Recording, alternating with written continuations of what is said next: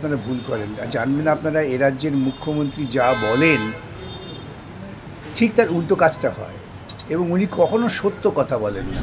তো দেখতে পাচ্ছে যে রাজ্যটাকে একসময় গোটা পৃথিবীর মানুষ জানতেন না শিক্ষিত রাজ্য বলে, যে রাজ্য থেকে ভারতবর্ষের স্বাধীনতা আন্দোলনের মূল বার্তা উঠেছিল, সেই রাজ্যটার এই করুণ পরিণতি দেখে সুপ্রিম কোর্ট বাধ্য হচ্ছেন যে আমরা একটু ধরি অন্ততপক্ষে। উনি ৬৯,০০০ লিখতে পারবেন অঙ্ক? উনি ৬৯,০০০ কোটি টাকাটা অঙ্কটা লিখে আমাদের দেখান, তারপর বুঝবে। এবং টাকাটা এলো কোত্থেকে? এই টাকাটা কে দিল তাকে? করুন আর খেল করুন, সবাই তো ওর কথায় নাচবে না। কিছু মানুষ আছেন যাদের শিরদাঁড়া আছে, যাদের শিক্ষা চেতনা আছে। সবাই তো আর ওই সুরেন্দ্রনাথ কলেজের অধ্যক্ষের মতো না। সেই জন্যে ছাত্ররা পরীক্ষা দিয়েছে, আর ছাত্ররূপী গুন্ডা যারা ইউনিয়ন অফিসকে ধর্ষণ করে তারা ওখানে ছিল। স্যার, একেবারেই এসএসসির গ্রুপ সি মামলায় চূড়ান্ত চার্জশিট জমা পড়ল আলিপুরে বিশেষ আদালতে। কি বলবেন? একটি ভিডিও ক্লিপিংসও দেখা গেছে। গ্রুপ সি শুরু হয়েছে, এবার গ্রুপ ডি হবে, ক্লাস 9, 10, 11, 12 হবে। এগুলো প্রত্যেকটা চার্জশিট জমা পড়বে, তারপরে প্রাইমারি মামলা হয়ে গেলে তারা হবে। এত বড় দুর্নীতি তো ভারতবর্ষের ইতিহাসে ইতিপূর্বে কখনো ঘটেনি। রাজ্য সরকারের পরিকল্পনা করে দুর্নীতি, এটা একটা অনন্য ঘটনা। সেজন্যই চার্জশিট হচ্ছে এবং তারপরে দেখা যাক কীভাবে কী দাঁড়ায়, ট্রায়াল কেমন শুরু হয়, এসব দেখবো আমরা। ভিডিও ফুটেজেরও উল্লেখ রয়েছে সেই চার্জ। তো থাকবে না কেন? ওরা তো ভেবেছিল আমাদের দিদি মুখ্যমন্ত্রী আর দাদা প্রধানমন্ত্রী, কে আটকাবে?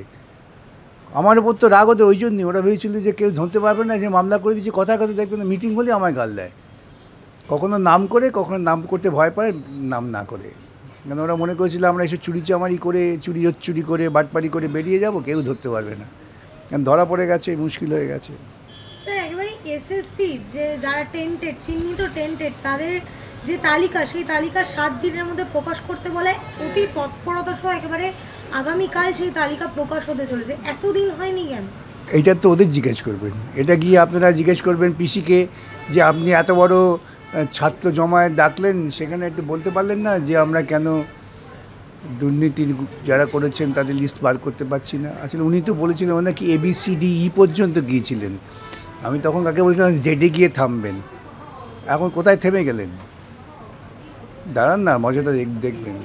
আচ্ছা, যে তালিকা প্রকাশ হচ্ছে সেই তালিকায় আমরা দেখেছি বিভিন্ন ক্ষেত্রে এসএসসির যে সংখ্যা, রাজ্যের সে সংখ্যা বিভিন্ন মত রয়েছে সেখানে। এই তালিকা যে একেবারে স্বচ্ছ হবে, এটা স্বচ্ছ না হলে পরে আরও অস্বচ্ছতায় ওরা ভুগবেন। এখন সুপ্রিম কোর্ট ঘাড়ে চেপে বসে আছে। ওরা ভেবেছিল যে জাজমেন্ট হয়ে গেছে, এরপর রিভিউ ফাইল করবো, অ্যাপ্লিকেশন ফাইল করতে করতে কী করবে বিকাশ ভট্টাচার্য? ক্লান্ত হয়ে চলে যাবে। কদিন আর দৌড়বে সুপ্রিম কোর্ট? এই কোর্ট থেকে নিজেদের ফাঁদে পড়ে গেছে। এমন ফাঁদে পড়েছে, যাদের নিয়ে ওরা নাচাচ্ছিল তারাই ওদের বিপদে ফেলে দিয়েছে। এখন কল্যাণ ব্যানার্জি একেবারে কোর্টে দাঁড়িয়ে বলছেন যে সেই তালিকা নাকি প্রকাশিত, তারপরে বলছেন এইসব নিয়ে আমি কোনো মন্তব্য করি। কিন্তু কোর্টকে এভাবে মিসগাইড করা হচ্ছে, সেটা তো বিচারপতিরাই বুঝেছেন এবং ওরাই বলবেন। এটাই আমি কেন মন্তব্য করতে যাব?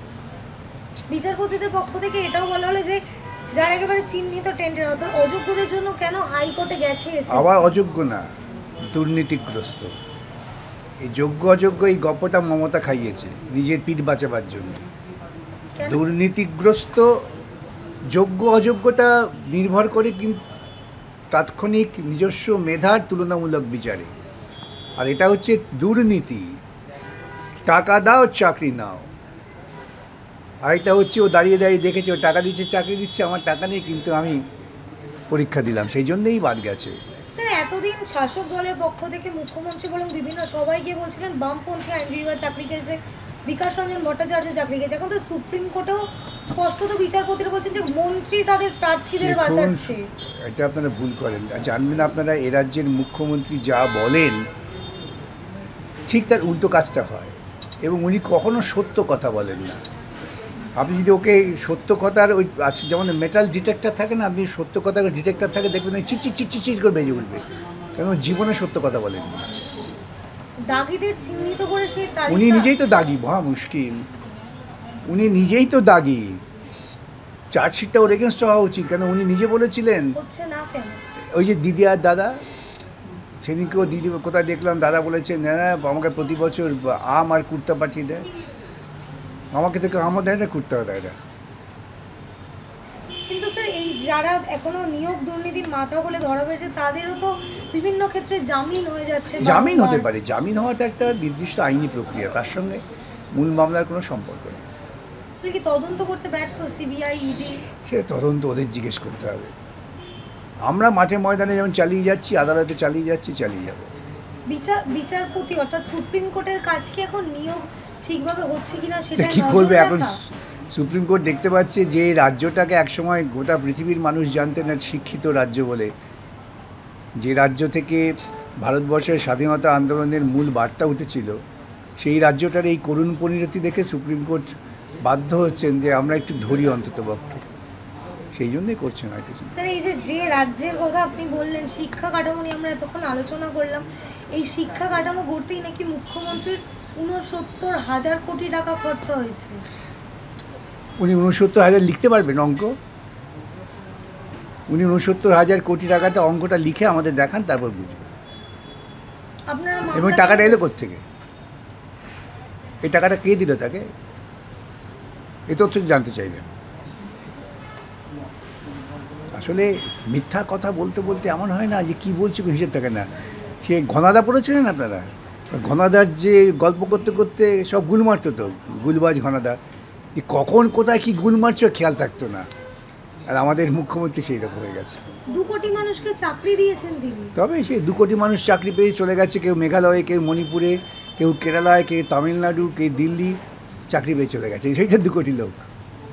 এই যে কালকে একেবারে ছাত্র যে পরিষদ, সেই ছাত্র পরিষদের জন্মদিন বলা যেতে পারে, এত বড় সভা, সেই সবাই ছাত্র কজন ছিল?